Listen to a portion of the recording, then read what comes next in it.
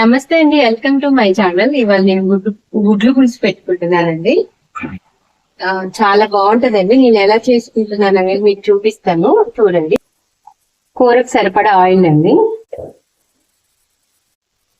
ఎండుమిరపకాయలు, కొంచెం జీలకర్ర, చిటికెడు మెంతిపిండి అండి, అల్లం అండి, ఎల్లుల్లిపాయలు. ముందు ఆయిల్ వేసుకుంటే ఏంటంటే ఈ స్మెల్ ఆయిల్లోకి దిగి ఫ్లేవర్ మొత్తం ఆయిల్లోకి వచ్చి చాలా బాగుంటుందండి. ముందు అల్లం అన్న ఎల్లుల్లిపాయలు, తర్వాత ఉల్లిపాయలు.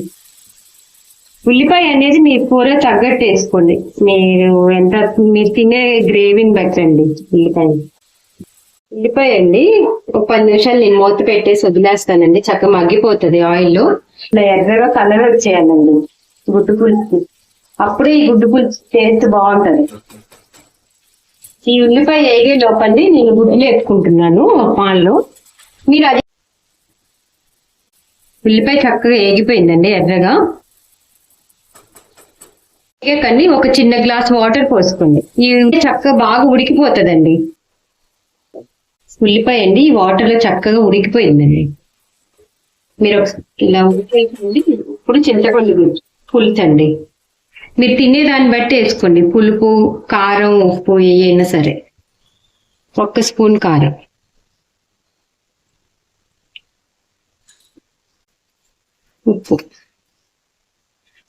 ఉప్పు కారాలు ఏంటంటే మీరు తినేదాన్ని బట్టి వేసుకోండి. పచ్చిమిరపకాయలు అండి, మీరు ముందు వేసుకోండి, ఉల్లిపాయతో పాటు వేసేసుకోండి. మేము కారం తక్కువ తింటాం కాబట్టి నేను ఇప్పుడు వేస్తున్నాను.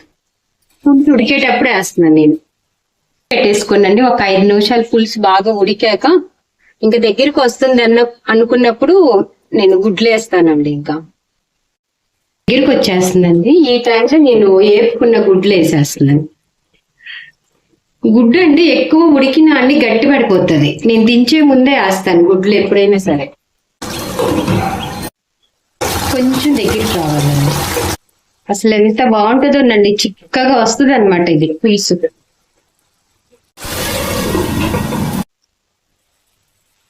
చక్కగా ఆయిల్ బయటకు వచ్చేసిందండి. ఇంకా కూర అయిపోయింది. ఇంకా స్టవ్ ఆఫ్ చేసుకోవటమే. కొంచెం కొత్తిమీర వేసేసి ఇంకా స్టవ్ కట్టేస్తుంది.